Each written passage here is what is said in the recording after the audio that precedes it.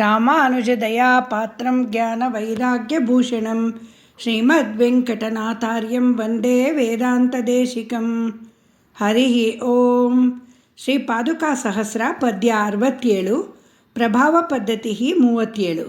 ನಾನು ವಸುಧಾ. ಎಲ್ಲರಿಗೂ ನಮಸ್ಕಾರ. ಈ ದಿನದ ಪದ್ಯ ಹೀಗಿದೆ. ಇಹ ಯೇ ಭವತೀಂ ಭಜಂತಿ ಭಕ್ತ್ಯಾ ಕೃತಿನಃ ಕೇಶವ ಪಾದುಕೆ ನಿಯುಕ್ತಾಃ ಕಥಯಾಂಬ ತಿರೋಹಿತಂ ತೃತೀಯಂ ನಯನಂ ತ್ರೀಣಿ ಮುಖಾನಿವಾ ಕಿಮೇಶಾಂ. ಕೇಶವನ ಪದಚರಣಗಳನ್ನು ಕಾಪಾಡುತ್ತಿರುವ ತಾಯೇ, ಯಾವ ಪುಣ್ಯಶಾಲಿಗಳು ಸೇವೆಗಾಗಿ ನಿಯಮಿಸಲ್ಪಟ್ಟವರಾಗಿದ್ದಾರೆಯೋ, ನಿನ್ನನ್ನು ಭಕ್ತಿಯಿಂದ ಧ್ಯಾನ ಮಾಡುತ್ತಾರೋ ಅವರ ಮೂರನೆಯ ಕಣ್ಣನ್ನು, ಮೂರು ಮುಖಗಳನ್ನು ಏಕೆ ಮರೆಸಿದ್ದೀಯಾ ಹೇಳು ಎಂದಿದ್ದಾರೆ. ಶ್ರೀ ವೇದಾಂತ ದೇಶಿಕರು ಕಲಿತವರು, ಮೇಧಾವಿ, ಜ್ಞಾನಿ, ಭಕ್ತಿ ವೈರಾಗ್ಯಗಳ ಸಾಕಾರ ಮೂರ್ತಿ.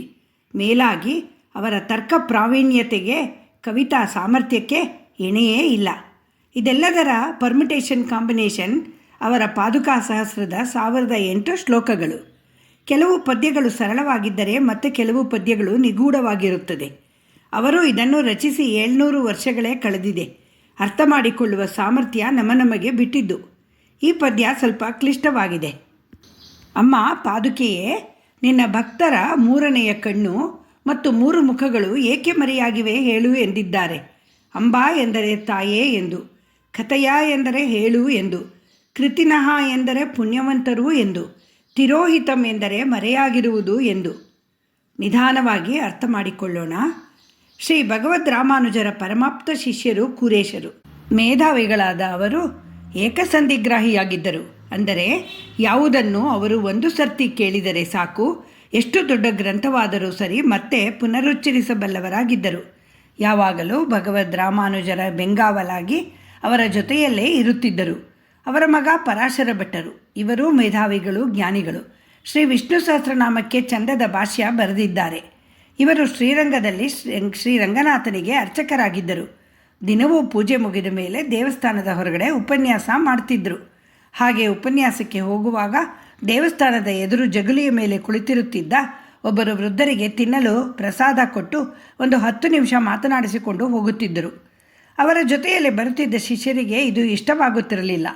ಯಾರೋ ಭಿಕ್ಷುಕನಂತಿರುವ, ಪ್ರಸಾದಕ್ಕಾಗಿ ತಟ್ಟೆ ಇಟ್ಟುಕೊಂಡಿರುವ ಈ ಕೆಲಸಕ್ಕೆ ಬಾರದವನ ಹತ್ತಿರ ಭಟ್ಟರಿಗೇನು ಸಲ್ಲಾಪ, ಸುಮ್ಮನೆ ಸಮಯ ವ್ಯರ್ಥ ಎಂದುಕೊಳ್ಳುತ್ತಿದ್ದರು.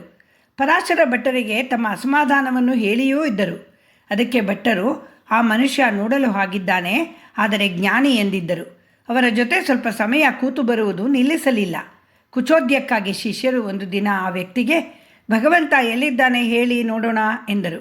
ಆ ವ್ಯಕ್ತಿ ಉತ್ತರಿಸಲಿಲ್ಲ. ಎಲ್ಲಿಯೋ ನೋಡುತ್ತಾ ಕುಳಿತಿದ್ದನು. ಇವರುಗಳು ಬಿಡದೆ ಅದೇ ಪ್ರಶ್ನೆ ಮತ್ತೆ ಮತ್ತೆ ಕೇಳಿದಾಗ ಅವರಿಗೆ ವಿಪರೀತ ಕೋಪ ಬಂದಿತು. ಕಣ್ಣಾಲಿಗಳನ್ನು ಗರಗರನೆ ತಿರುಗಿಸುತ್ತಾ ಪಕ್ಕದಲ್ಲಿದ್ದ ಹಿತ್ತಾಳೆಯ ತಟ್ಟೆಯನ್ನು ರಂಗನಾಥನ ದೇವಸ್ಥಾನದ ಬಾಗಿಲಿಗೆ ಬೀಸಿ ಒಗೆದರು. ಆ ತಟ್ಟೆ ದೇವಸ್ಥಾನದ ಬಾಗಿಲಿನ ಬೀಗಕ್ಕೆ ತಗುಲಿ ಸದ್ದು ಮಾಡುತ್ತಾ ಕೆಳಕ್ಕೆ ಬಿತ್ತು. ಆ ವೇಳೆಗೆ ಅಲ್ಲಿಗೆ ಬಂದ ಪರಾಶರ ಭಟ್ಟರು, ಇನ್ನೇನು ಉತ್ತರ ಸಿಕ್ಕಿತಲ್ಲ ನಿಮ್ಮ ಪ್ರಶ್ನೆಗೆ, ನಡೆಯಿರಿ ಎಂದರು. ಶಿಷ್ಯರಿಗೆ ಆ ವ್ಯಕ್ತಿಯ ಕೋಪ ಮತ್ತು ಅವನು ಮಾಡಿದ ಕೆಲಸ ಅರ್ಥವಾಗಿರಲಿಲ್ಲ. ಪರಾಶರ ಭಟ್ಟರು ಹೇಳಿದರು, ದಿನವೂ ರಂಗನಾಥನ ದರ್ಶನ ಮಾಡಿ ಶಟಾರಿ ತೀರ್ಥ ಪ್ರಸಾದಗಳನ್ನು ಸೇವಿಸಿ ಸನಾತನ ಧರ್ಮ ಕುರಿತು ಉಪನ್ಯಾಸ ಕೇಳುತ್ತಿದ್ದೀರಲ್ಲ, ಇನ್ನೂ ಏಕೆ ನಿಮ್ಮಲ್ಲಿ ದ್ವಂದ್ವ? ಅಹಂಕಾರವೆಂಬ ಬೀಗ ಹಾಕಿಟ್ಟಿದ್ದೀರಲ್ಲ, ಅದಕ್ಕೆ ಜ್ಞಾನವೆಂಬ ಬೀಗದ ಕೈಯಿಂದ ತೆರೆದು ನೋಡಿ, ಒಳಗೆ ರಂಗನಾಥನಿದ್ದಾನೆ, ಅವನನ್ನು ಮತ್ತೆಲ್ಲಿ ಹುಡುಕುತ್ತೀರಾ ಎನ್ನುತ್ತಿದ್ದಾರೆ ಅವರು ಎಂದರು. ಅದನ್ನು ನಿಮಗೆ ಅರ್ಥವಾಗಿಸಲೆಂದೇ ಅವರು ಕೋಪದಿಂದ ತಮ್ಮ ತಟ್ಟೆಯನ್ನು ರಂಗನಾಥನ ದೇವಸ್ಥಾನದ ಬಾಗಿಲಿಗೆ ಬೀಗಕ್ಕೆ ಬೀಸಿ ಒಗೆದದ್ದು ಎಂದರು. ಈ ಶರೀರದ ಹೊರಗಿನ 2 ಕಣ್ಣುಗಳು ಭೌತಿಕವಾದವು. ಇಂದ್ರಿಯ ಕ್ಷಣಿಕ ಸುಖಕ್ಕೆ ಅವು ಸಾಕು. ಭಗವಂತನ ದಿವ್ಯ ದರ್ಶನವಾಗಬೇಕಾದರೆ ಜ್ಞಾನವೆಂಬ ಮೂರನೆಯ ಕಣ್ಣು ಬೇಕು. ಭಗವಂತನ ಸಾನ್ನಿಧ್ಯದ ಆನಂದ ದೊರೆಯಬೇಕೆಂದರೆ ಆಕಿಂಚನ್ಯ ಬೇಕು. ಅಹಂಕಾರವೆಂಬ ಪರದೆ ಸರಿಯಬೇಕು. ಜ್ಞಾನವೆಂಬ ಬೆಳಕು ಬೇಕು. ಪರಾಶರ ಭಟ್ಟರ ಶಿಷ್ಯರ ಮನಸ್ಸಿನ ಪ್ರಶ್ನೆ ನಮ್ಮೆಲ್ಲರಲ್ಲೂ ಇದೆ. ಗುಡಿ ಗೋಪುರಗಳಲ್ಲಿ ಕಾಣುವವನೇ ಭಗವಂತನಾ ಎಂಬ ಸಂಶಯ ನಮ್ಮಲ್ಲೂ ಇದೆ.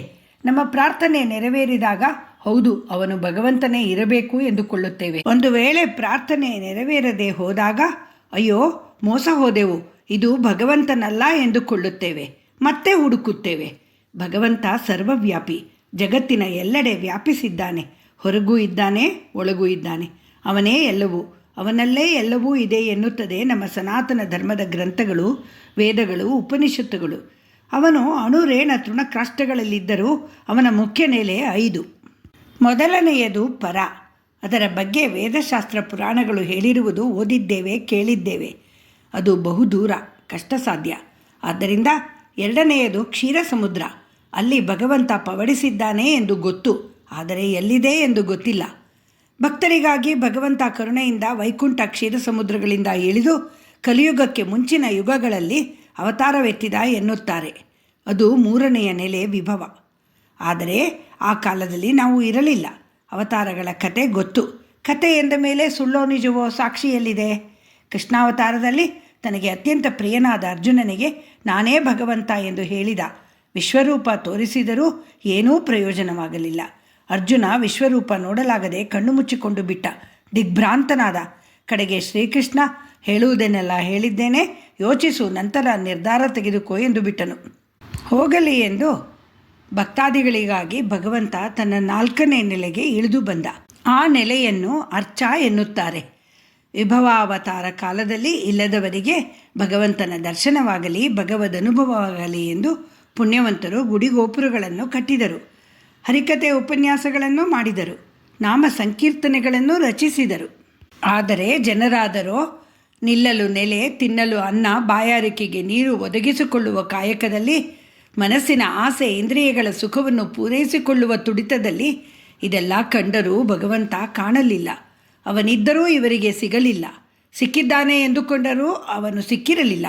ಅವರ ಹೊರಗಿನ 2 ಕಣ್ಣುಗಳು ಮಾತ್ರ ತೆರೆದು ಒಳಗಿನ ಕಣ್ಣು ಮುಚ್ಚಿ ಹೋಗಿದ್ದವು. ದೇವಸ್ಥಾನಕ್ಕೆ ಹೋಗುವುದಕ್ಕೆ ಮಳೆ, ಚಳಿ, ಬಿಸಿಲು. ಉಪನ್ಯಾಸಕ್ಕೆ ಹೋಗಲು TV ಸೀರಿಯಲ್ ಬಿಟ್ಟು ಹೋಗಬೇಕು. ನಾಮ ಸಂಕೀರ್ತನೆ ಕೇಳುತ್ತಿದ್ದರೆ ನಿದ್ರೆ ಬಂದು ಬಿಡುತ್ತದೆ. ಹೋಗಲಿ, ಎಲ್ಲೂ ಹೋಗಬೇಡಿ ಎಂದು ನಾನೇ ನಿಮ್ಮೊಳಗೆ ಬಂದು ಬಿಡುತ್ತೇನೆ ಎಂದು ಎಲ್ಲ ಜೀವಿಗಳ, ಚರಾಚರ ವಸ್ತುಗಳ ಹೃದಯದಲ್ಲಿ ಭಗವಂತ ಬಂದು ನೆಲೆಸಿದ. ಇದು ಅವನ 5ನೆಯ ನೆಲೆಯ ಹೃದಯ. ಹೃದಯ ಎಂದರೆ ಎಲ್ಲರೊಳಗಿರುವ ಪರಮಾತ್ಮ. ವಿಜ್ಞಾನ ಹೃದಯವನ್ನು ಸೀಳಿ ನೋಡಿತು. ದೇವರು ಕಾಣಲಿಲ್ಲ. ಅತ್ಯಂತ ಸೂಕ್ಷ್ಮ ರೂಪದಲ್ಲಿದ್ದ ದೇವರು ಮೈಕ್ರೋಸ್ಕೋಪಿನಲ್ಲಿಯೂ ಕಾಣಲಿಲ್ಲ. ವೈದ್ಯರು ಹೃದಯವನ್ನು ತೆರೆದು ನೋಡಿದರು. ನಾಳಗಳು ಬ್ಲಾಕೇಜ್ ವಿನಃ ದೇವರು ಕಾಣಲಿಲ್ಲ. ಎಲ್ಲ ಜೀವಗಳಲ್ಲೂ ದೇವರಿದ್ದಾನೆ. ಆದರೆ ಆ ಪರಮಾತ್ಮನನ್ನು ಜೀವಾತ್ಮ ಮರೆ ಮಾಡಿದ್ದಾನೆ. ಎಲ್ಲ ಜೀವಿಗಳಲ್ಲೂ ಪರಮಾತ್ಮ ಇದ್ದಾನೆ ಎಂದು ತಿಳಿದಿರುವ ನಮಗೆ ಜೀವಾತ್ಮ ಕಾಣುತ್ತಾನೆಯೇ ವಿನಃ ಪರಮಾತ್ಮ ಕಾಣುವುದಿಲ್ಲ. ಜೀವಾತ್ಮರುಗಳನ್ನು ನೋಡುತ್ತಾ ಹೋದಾಗ ಒಬ್ಬ ದರಿದ್ರ, ಅವನು ನಮಗೆ ಇಷ್ಟವಾಗುವುದಿಲ್ಲ. ಇನ್ನೊಬ್ಬ ಆಗರ್ಭ ಶ್ರೀಮಂತ, ಅವನು ನಮ್ಮನ್ನು ಸೇರಿಸುವುದಿಲ್ಲ. ಇನ್ನೊಬ್ಬ ಸುಳ್ಳ, ಮತ್ತೊಬ್ಬ ಕಳ್ಳ, ಮಗದೊಬ್ಬ ಮೋಸಗಾರ.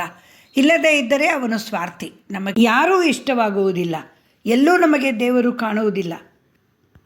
ಹೀಗಾದರೆ ದೇವರು ನಮಗೆ ಎಲ್ಲಿ ಸಿಗುತ್ತಾನೆ? ಕಡೆಗೆ ನಮ್ಮೊಳಗೇ ಹಣಕ್ಕಿ ನೋಡಿದರೆ ಅಲ್ಲೂ ಬರೀ ಅಂಧಕಾರ, ಅಹಂಕಾರ, ಮಮಕಾರಗಳೆಂಬ ಗೋಡೆಗಳು, ಪ್ರಾಕಾರಗಳು.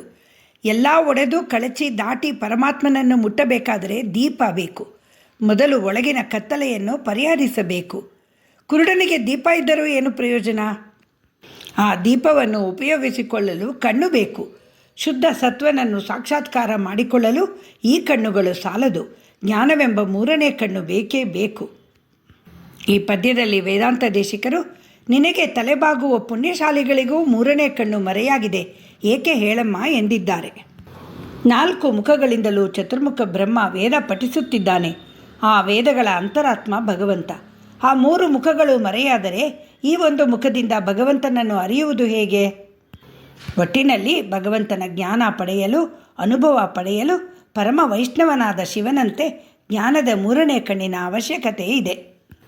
ಪರಾತ್ಪರನ ನಾಭಿ ಕಮಲದಿಂದ ಜನಿಸಿದ ಚತುರ್ಮುಖ ಬ್ರಹ್ಮನ ಹಾಗೆ ಉಳಿದ 3 ತಲೆಗಳ ಹಾಗೂ ಭಗವಂತನ ಮಗನ ಉಪಾಧಿಯೂ ನಮಗೆ ಬೇಕು. ಅವು ಏಕೆ ಮರೆಯಾಗಿವೆ ಅಂಬ ಎಂದಿದ್ದಾರೆ ಶ್ರೀ ವೇದಾಂತ ದೇಶಿಕರು. ಭಗವಂತನನ್ನು ಅರಿಯಲು ಜ್ಞಾನದ ಕಣ್ಣು ಬೇಕು ಎಂದರೆ ಪುಸ್ತಕಗಳ ಪಾಂಡಿತ್ಯವಲ್ಲ, ವೇದಗಳು ಪ್ರತಿಪಾದಿಸಿರುವ ಭಗವಂತನ ಸ್ವರೂಪವನ್ನು ಅರ್ಥ ಮಾಡಿಕೊಳ್ಳುವ ಬುದ್ಧಿಪ್ರಖರತೆಯೂ ಅಲ್ಲ. ಪರಿಪಕ್ವವಾದ ಬುದ್ಧಿ, ಶುದ್ಧವಾದ ಅಂತಃಕರಣ, ಕಲ್ಮಶವಿಲ್ಲದ ಮನಸ್ಸು, ಭಗವಂತನನ್ನು ಕಾಣುವ ಆಸೆ, ಅದೇ ಜ್ಞಾನದ ಚಕ್ಷು, ಮೂರನೆಯ ಕಣ್ಣು. ಕಲ್ಮಶವಿಲ್ಲದ ಮನಸ್ಸಿನ ಶುದ್ಧವಾದ ಅಂತಃಕರಣವುಳ್ಳ ಎಷ್ಟೋ ಜನರು ನಮಗೆ ಕಾಣಸಿಗುತ್ತಾರೆ. ಆದರೆ ನಮಗೆ ಅವರ ಜ್ಞಾನದ ಮೂರನೆಯ ಕಣ್ಣು ಕಾಣುವುದಿಲ್ಲ. ನನಗೆ ತಿಳಿದ ಶಾಲೆಗೆ ಹೋಗದ ಅವಿದ್ಯಾವಂತ ಬಡ ವಿಧವೆ ಹೆಂಗಸೊಬ್ಬರು ದಾರಿ ದಾರಿ ತಿರುಗಿ ಅತಿ ಸಣ್ಣದಾದ ಮೃದುವಾದ ತುಂಬೆ ಹೂವುಗಳನ್ನು ಕಿತ್ತು ತಂದು ಒತ್ತಾದ ಹಾರ ಕಟ್ಟಿ ಶಿವನಿಗೆ ಸಮರ್ಪಿಸಿ ಸಂತೋಷಪಟ್ಟು ಭಗವದ್ ಅನುಭವ ಪಡೆಯುತ್ತಿದ್ದುದನ್ನು ನಾನು ಕಣ್ಣಾರ ಕಂಡಿದ್ದೇನೆ. ಬೆನ್ನು ಬಾಗಿದ್ದರೂ ಕಷ್ಟಪಟ್ಟು ಹಪ್ಪಳ ಸಂಡಿಗೆ ಮಾಡಿ ಮಾರಿ ಬಂದ ಪುಡಿಕಾಸಿನಲ್ಲಿ ದೇವರಿಗೆ ಚಾತುರ್ಮಾಸದಲ್ಲಿ 1,00,000 ದೀಪಗಳನ್ನು ಎಣ್ಣೆ ಬತ್ತಿ ಹಾಕಿ ಹಚ್ಚುತ್ತಿದ್ದುದನ್ನು, ಭಗವಂತನ ಸಾನ್ನಿಧ್ಯ ಅವರು ಅನುಭವಿಸುತ್ತಿದ್ದುದನ್ನು ನಾನು ನೋಡಿದ್ದೇನೆ. ಇಂತಹ ನಿರ್ಮಲ ಅಂತಃಕರಣರಿಗೆ ಮೂರನೇ ಕಣ್ಣು ಇರುವುದು ನಮಗೆ ಕಾಣುವುದಿಲ್ಲ. ನಮ್ಮ ದೇವಸ್ಥಾನಕ್ಕೆ ಕೆಲವರು ತಾವೇ ವಿಧ ವಿಧವಾಗಿ ಕಟ್ಟಿದ ಪಾರಿಜಾತ ಹಾರವನ್ನು ಕೃಷ್ಣನ ಕೊರಳಿಗೆ ಹಾಕಿ ಸಂತೋಷಪಡುವುದನ್ನು ನಾನು ಗಮನಿಸಿದ್ದೇನೆ. ಯಾವ ತಪಸ್ಸಿಗೂ, ಯಾವ ಪೂಜೆಗೂ, ಯಾವ ಪಾಂಡಿತ್ಯಕ್ಕೂ ಇದು ಕಮ್ಮಿ ಎನಿಸುವುದಿಲ್ಲ. ಅವರವರ ಅನುಕೂಲ ಪರಿಸ್ಥಿತಿಗಳಿಗೆ ತಕ್ಕಂತೆ ಭಗವದ್ ಅನುಭವ ಹೊಂದುವ ದಾರಿಗಳಿಗೇನೂ ಕಮ್ಮಿ ಇಲ್ಲ. ಆದರೆ ಚಿತ್ತ, ಮನಸ್ಸು, ಹೃದಯಗಳು ಶುದ್ಧವಾಗಿದ್ದರೆ ಮಾತ್ರ ಭಗವಂತ ಅಲ್ಲಿ ಕಾಣಿಸಿಕೊಳ್ಳುತ್ತಾನೆ. ಈ ಪದ್ಯದಲ್ಲಿ ಕೇಶವ ಎಂದಿದ್ದಾರೆ ಶ್ರೀ ವೇದಾಂತ ದೇಶಿಕರು. ಕೇಶವ ಎಂದರೆ ಕ್ಲೇಶಗಳನ್ನು ದೂರ ಮಾಡುವವನು ಎಂದರ್ಥ. ನಮ್ಮ ಸಂಕಟಗಳನ್ನು ದೂರ ಮಾಡು ಎಂದು ಕೇಶವ ಎನ್ನೋಣ. ಕೇಶವ ಎಂದರೆ ವಿಪುಲವಾದ ಕೇಶವುಳ್ಳವನು ಎಂದು. ಅವನ ಮುಂಗುರುಳುಗಳ ಅಂದವನ್ನು ಆಸ್ವಾದಿಸುತ್ತಾ ಕೇಶವ ಎನ್ನೋಣ. ಕೇಶವ ಎಂದರೆ ಕೇಶಿ ಎಂಬ ರಾಕ್ಷಸನ ಸಂಹಾರಕ ಎಂದು. ನಮ್ಮ ಅಂತರಂಗದಲ್ಲಿರುವ ಅರಿಷಡ್ವರ್ಗಗಳಾದ ಕಾಮ, ಕ್ರೋಧ, ಲೋಭ, ಮೋಹ, ಮದ, ಮಾತ್ಸರ್ಯಗಳನ್ನು ಸಂಹರಿಸು ಎಂದು ಕೇಶವ ಎಂದು ಹೇಳೋಣ. ಕೇಶವ ಎಂದರೆ 4 ತಲೆಯ ಬ್ರಹ್ಮನಿಗೂ ಈಶ ಎಂಬ ಮುಕ್ಕಣ್ಣನಿಗೂ ಒಡೆಯನೆಂದು ಅರ್ಥ. ಕಶ್ಚ ಈಶಶ್ಚ ಅವತೀತಿ ಕೇಶವಃ ಎಂದು ಅರ್ಥ ಹೇಳುತ್ತಾರೆ ಸಂಸ್ಕೃತ ಪಂಡಿತರು. ಪಾದುಕಾದೇವಿಗೆ ತಲೆಬಾಗಿದರೆ ಅವಳು ನಮಗೆ ಶಿವನ ಉಪಾಧಿಯನ್ನು, ಬ್ರಹ್ಮನ ಉಪಾಧಿಯನ್ನು ನೀಡುತ್ತಾಳೆ. ಕೇಶವ ಎನ್ನೋಣ. ಪಾದುಕೆಯ ನಮ್ಮಾಳ್ವಾರರು ಎಂದು ಭಾವಿಸಿದರೆ ಅವರು ಶಿವನಿಗಿರುವಂತೆ ನಮಗೆ ಜ್ಞಾನದ ಮೂರನೇ ಕಣ್ಣನ್ನು, ಚತುರ್ಮುಖ ಬ್ರಹ್ಮ ಹೇಳುವ 4 ವೇದಗಳನ್ನು ತಿರುವಾಯ್ಮೊಳಿಯ ಮೂಲಕ ನಮಗಿತ್ತು ಭಗವಂತನ ದರ್ಶನ, ಅನುಭವ, ಸಾನ್ನಿಧ್ಯ, ಸಂತೃಪ್ತಿಗಳನ್ನು ನೀಡುತ್ತಾರೆ ಎಂದು ಹೇಳಿದ್ದಾರೆ ಶ್ರೀ ವೇದಾಂತ ದೇಶಿಕರು. ಶ್ರೀ ಕುಲಶೇಖರ ಆಳ್ವಾರರು ತಮ್ಮ ಮುಕುಂದ ಮಾಲೆಯಲ್ಲಿ ಜಿಹ್ವೆ ಕೀರ್ತಯ ಕೇಶವಂ ಮುರರಿಪುಂ ಚೇತೋ ಭಜ ಶ್ರೀಧರಂ ಪಾಣಿದ್ವಂದ್ವ ಸಮುಚ್ಚಯಾಚ್ಯುತ ಕಥಾಃ ಶ್ರೋತ್ರದ್ವಯಂ ತ್ವಂ ಶೃಣು ಕೃಷ್ಣಂ ಲೋಕಯಲೋಚನದ್ವಯ ಹರೇ ಗಚ್ಚಾಂಗ್ರಿಯುಗ್ಮಾಲಯಂ ಜಿಗ್ರಗ್ರಾಣ ಮುಕುಂದ ಪಾದ ತುಳಸೀಂ ಮೂರ್ಧನ್ನ ಮಾದೋಕ್ಷಜಂ.